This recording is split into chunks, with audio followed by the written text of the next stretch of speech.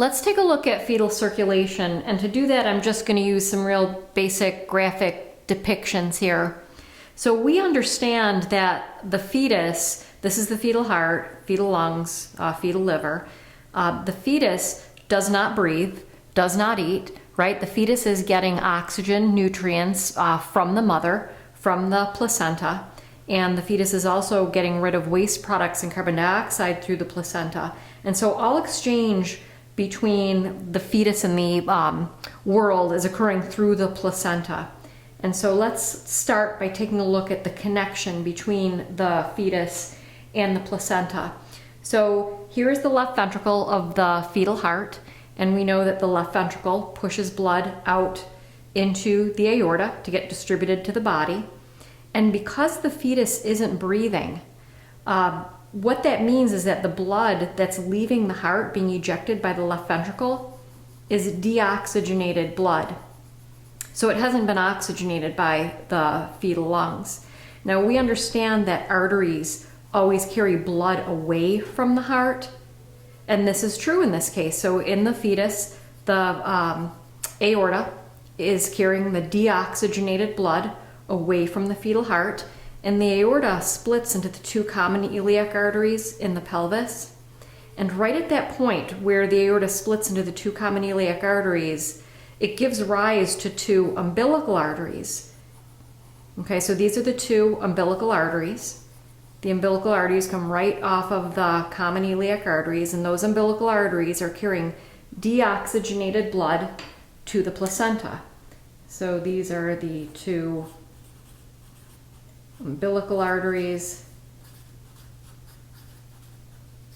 and the two umbilical arteries carry deoxygenated blood to the placenta. And so that blood will go to the placenta, exchange will occur. The placenta is going to have a higher oxygen pressure, it's going to oxygenate the fetal blood, and what will happen from there is that oxygenated blood is going to return from the placenta through one vessel called the umbilical vein. And so this vessel is the umbilical vein. And the umbilical vein is carrying the oxygenated blood from the placenta right back to the fetus. And taking a look at our little picture here, we can see that the umbilical vein is going to enter the fetus's body very close to the liver. And what I'm trying to show is that some of that oxygenated blood will go into the liver, but it's not going to be necessary for all that oxygenated blood coming in from the placenta to go to the liver. And so what happens is there's an adaptation. Do you see this vessel? This is a shunt. It's called the ductus venosus, and what it does is it conveys blood away from the liver. It bypasses the liver, and it puts that oxygenated blood into, this is the inferior vena cava. So let's label that. So this is fetal adaptation. It's called the ductus venosus. Okay, it's a shunt, and it's putting blood into the inferior vena cava. So that oxygenated blood that's coming in from the placenta, much of it bypasses the liver. It's going to get dumped into the inferior vena cava, and you probably know that the inferior vena cava is carrying deoxygenated blood back to the heart. And so that is also true, and so I'm going to shade the inferior vena cava purple. So this is representing a mixture of the oxygenated blood coming in and joining the deoxygenated blood, and this is the blood that will enter into the right atrium of the fetus. So let's take a look at what happens once blood enters into the right atrium. All right, so here's a close-up of the fetal heart, and once the blood enters the fetal heart, there are three different possible paths of blood flow. So let's take a look at those three possibilities. So here's the inferior vena cava. We know that the inferior vena cava is taking some of that oxygenated blood from the umbilical vein, and that blood is going to enter into the right atrium.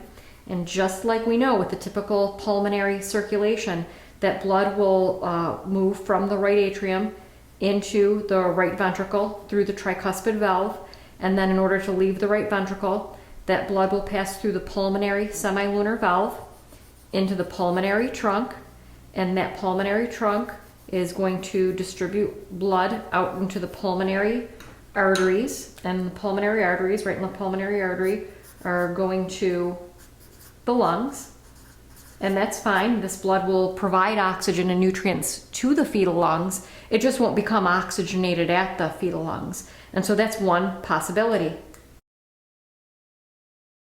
All right, here's a second possible path of blood flow. The oxygenated blood that's entering into the right atrium through the inferior vena cava passes through the tricuspid valve into the right ventricle, out the pulmonary semilunar valve into the pulmonary trunk, just like we talked about. This time I want to get your attention onto this structure. This is a shunt. It's called the Ductus arteriosus, and what it is a vessel that will shunt some of the blood away from the pulmonary trunk and into the aorta. And in this way, that blood will bypass the lungs. And so this shunt is the Ductus arteriosus. And what it's doing is it's shunting some of the blood that came from the right side of the heart directly into the aorta. And here's a third possibility for a path of blood flow. Oxygenated blood that got delivered to the fetus through the umbilical vein, dumped into here's the inferior vena cava, delivered into the right atrium. What I'd like to draw your attention to now is this structure. What I'm trying to depict there is an actual hole. It's called the Foramen ovale. And the Foramen ovale is a hole or an opening that conveys blood from the right atrium directly into the left atrium. And so some of the blood that enters into the right atrium won't go through the pulmonary circuit at all. It's diverted directly into the left atrium. From there, it will pass through the bicuspid valve into the left ventricle, and then exit the left ventricle through the aortic semilunar valve and into the aorta for distribution to the body.